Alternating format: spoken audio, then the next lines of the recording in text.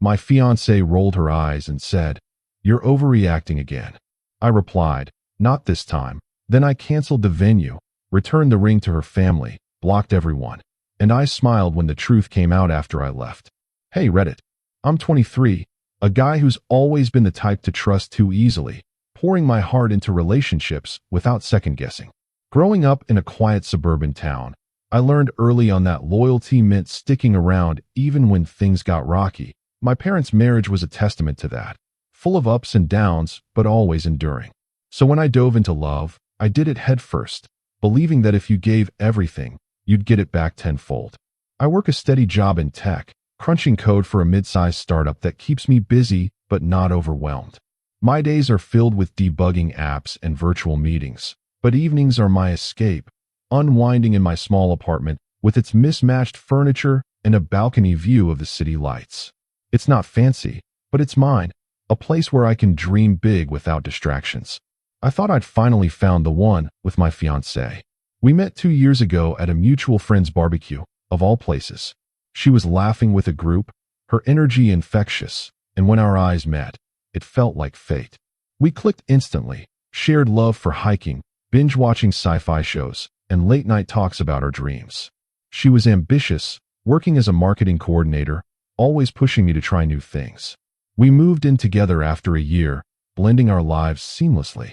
I was the guy who planned our future meticulously, from the dream wedding at a lakeside venue I'd booked months in advance to the house we'd buy in the suburbs someday. I'd spend hours online, pinning ideas for our ceremony, imagining her in a white dress, us dancing under string lights. It was all so perfect, or at least that's what I told myself.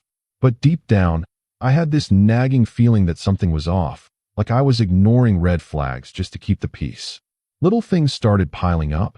Her phone buzzing late at night with texts she'd quickly delete, unexplained absences during our weekend plans, or how she'd snap at me for being too clingy when I asked about her day.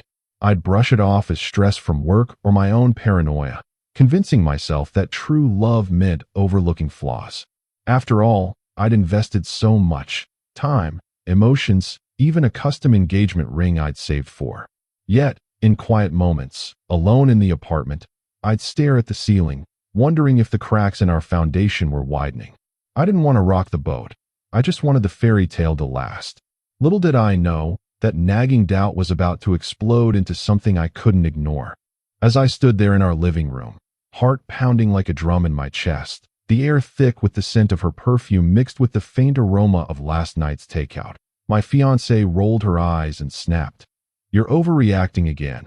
Her voice dripping with that familiar condescension that always made me second-guess myself. I clutched my phone so tightly my knuckles turned white, the screen glowing ominously as I stared at the damning evidence. A string of messages that shattered everything I thought we had. There they were, right there in black and white. Flirty texts to some guy named Alex, detailing secret meetups, inside jokes about how easy it was to fool me, and even plans to ditch our life together. My mind reeled, piecing together the puzzle I'd been ignoring for months. Her late nights at work, the sudden password changes on her phone, the way she'd pull away during our intimate moments. It wasn't just cheating, it was a full-blown betrayal, a web of lies spun right under my nose. In that gut-wrenching instant, the power shifted irreversibly. I wasn't the clueless fiancé anymore, blindly trusting and planning our future like some lovesick fool. No. I was the one holding the truth, a weapon sharper than any knife, capable of exposing her and unraveling the lives we'd built. The consequences loomed large. What if I confronted her now, and she twisted it back on me? What if her family, who'd welcomed me like a son, turned against me for ruining her? Or worse, what if this blew up publicly, dragging our friends into the mess, reputations tarnished, jobs at risk? My stomach churned with the weight of it all. I could feel the sweat beating on my forehead, the room spinning slightly as adrenaline surged. Part of me wanted to hurl the phone at her, scream the evidence in her face, and watch her crumble. But another part whispered caution, act too rashly, and I'd be the villain in this story. What the hell was I supposed to do next, when walking away meant burning bridges I'd spent years building, severing ties with people I'd called family? The silence stretched, heavy and charged, as she crossed her arms, waiting for me to back down like always. But this time, something inside me clicked. I wasn't overreacting. I was awakening. The truth was mine to wield, and in that moment, I knew the game had changed forever. Would I unleash it, or let it fester? The choice hung in the air, pulling me toward an abyss I couldn't yet see. The messages were from her to some guy I'd never heard of, some dude named Jake, apparently a co-worker she'd mentioned in passing but never elaborated on. They detailed explicit plans to meet up at a hotel while I was at work, laughing about how easy it was to fool me, with emojis and inside jokes that made my blood boil. One text read, "He's so clueless, babe, always buried in his code. We could run away tomorrow, and he'd still be planning our wedding." My stomach twisted into knots as I scrolled through them, the screen blurring from the tears welling up. I replayed the last few months like a nightmare on loop. Her late nights with friends that stretched into dawn, the sudden secrecy about her phone, locking it even when she showered, or the way she'd delete her browser history right after I walked in the room. It all clicked now, those puzzle pieces forming a picture of deceit I should have seen sooner. I confronted her before about little things, like unexplained charges on our joint account, dinners for two at fancy spots I'd never heard of, or gifts from online stores that weren't for me. She'd always brush it off as paranoia, rolling her eyes and saying, "You're overreacting again, babe. It's just work expenses or a surprise for you." Once, I found a receipt for lingerie in her purse, and she laughed it off as window shopping gone wrong. I'd apologize, feeling like the insecure one, convincing myself it was my trust issues from past relationships. But this was undeniable proof, a digital confession that crushed me under its weight. The betrayal hit like a freight train, making me question every "I love you" she'd whispered, every future we'd planned. I felt the crushing weight of it all, knowing that if I didn't handle this right, it could spiral into a messy public scandal, dragging in our families and friends. Her mom, who'd treated me like a son, or my best buddy who'd been my groomsman, how would they react? Whispers at family gatherings, awkward silences at work. Part of me wanted to scream, to storm into the bedroom and demand answers, hurl the phone at her and watch her squirm. But another part whispered caution, that confronting her now would just give her time to lie her way out, delete evidence, or turn the tables and make me look like the crazy one. So I stayed silent, my mind racing like a hamster on a wheel. Expose it all and risk total humiliation, becoming the guy who couldn't keep his girl, or cut ties cleanly and let the truth surface on its own, maybe through a mutual friend or her own slip-up. The apartment felt smaller, the walls closing in as I paced, heart thudding, torn between rage and self-preservation. What path wouldn't destroy me in the process? I didn't sleep that night, not a wink. The apartment felt like a cage, the clock ticking mockingly as I paced from the living room to the kitchen and back, my bare feet slapping against the cold hardwood floor. She snored obliviously in the bedroom, her steady breaths a cruel reminder of how peaceful she was while my world crumbled. Every creak of the floorboards echoed my racing thoughts. What if I was jumping to conclusions? What if those messages were a misunderstanding? But no, the evidence was ironclad, burning in my mind like a brand.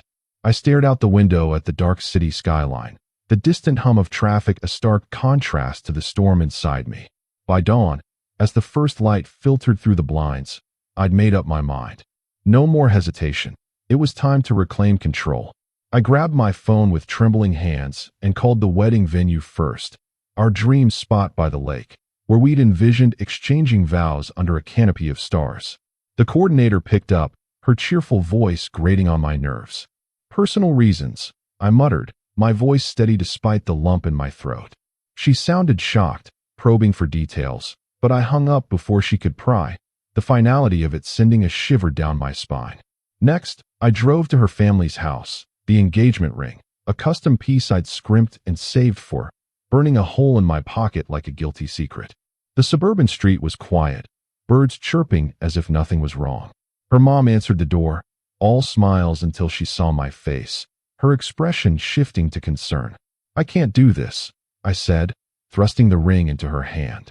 She tried to ask questions, her voice rising in confusion, but I turned and walked away, blocking her number on the spot. The click of the block felt like severing a lifeline. Then came the hardest part, Our mutual friends, the ones who'd celebrated our engagement with toasts and inside jokes. I sent a group text from a burner app, keeping it vague. I need space, dealing with some stuff. Then blocked them all, one by one. Each block was a punch to the gut, erasing years of shared memories. It felt liberating, like shedding a skin that no longer fit, a weight lifting from my shoulders. But terror lurked beneath. What if I was wrong? What if this blew up in my face, making me the villain who abandoned everyone? Doubts gnawed at me as I deleted our photos from my phone, watching smiling faces vanish into digital oblivion. I packed a bag hastily, clothes, charger, nothing sentimental, and left town for a few days, crashing at a friend's place out of state. The drive was a blur of highway signs and radio static, the silence deafening. But in that isolation, clarity washed over me. I wasn't overreacting. I was protecting myself from a lie that could have consumed me. 2 weeks later, the truth started leaking out, like a dam bursting after a storm. It began innocently enough, or so it seemed, with a mutual friend, Sarah, texting me from a new number. I'd blocked everyone, but she must have gotten my digits from somewhere else. Hey, I saw something on her laptop last night. The message read, attached with screenshots of the same damning texts I'd discovered. Turns out, she'd been over at my ex-fiancée's place for a girls' night, and the laptop was left open, unguarded. Sarah hadn't meant to snoop, but there it was, proof of the affair, not just emotional cheating but concrete plans to elope with that guy, Jake, ditching our life for a fresh start in another city. My heart raced as I read it, a mix of vindication and dread washing over me. I replied cautiously, confirming it was real, and asked her to keep it quiet for now. But word spread like wildfire through our circle, fueled by whispers and forwarded messages. By the next day, our group chat, well, what was left of it, exploded with accusations. She was cheating, all right, with intentions far beyond a fling. They'd even discussed splitting the savings from our joint account. Her family confronted her first, her mom calling her out during a Sunday dinner, tears and shouts echoing through the phone lines as Sarah filled me in. Suddenly, the eye-rolling accusations flipped on their head.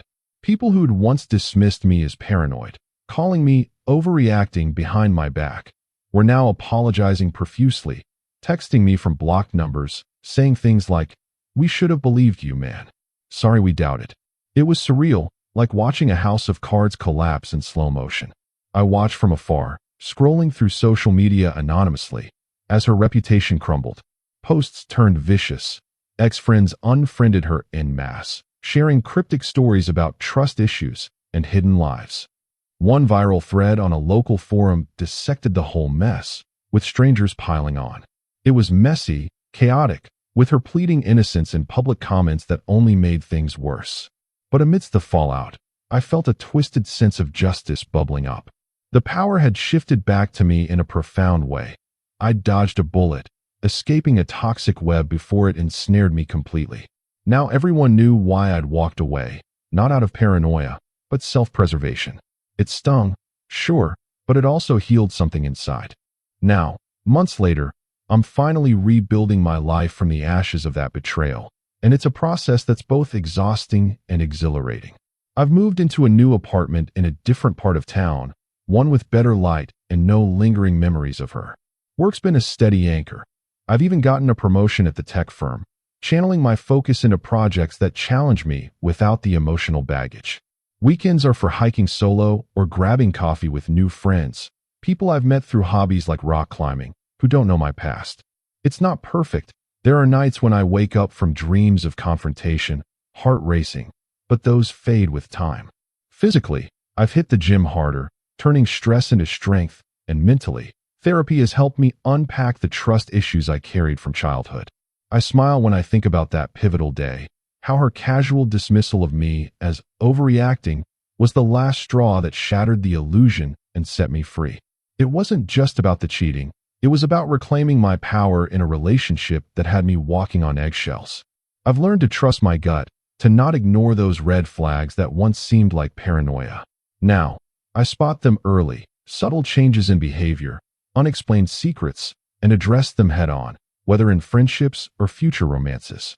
Life's thrown me curveballs before, like losing my first job out of college or dealing with family drama, but this one hit hardest. Yet, It taught me that sometimes the hardest choices, walking away, burning bridges, lead to the best outcomes. Freedom from toxicity has opened doors I didn't know were closed, like pursuing a side gig in freelance coding that excites me. If you're reading this, take it from me. When something feels off in your life, dig deeper. Don't brush it aside as overreaction. Investigate, confront if needed, and protect yourself. You might just save yourself a world of hurt, like I did. What would you have done in my shoes? Confronted her immediately or cut ties quietly? I'd love to hear your take.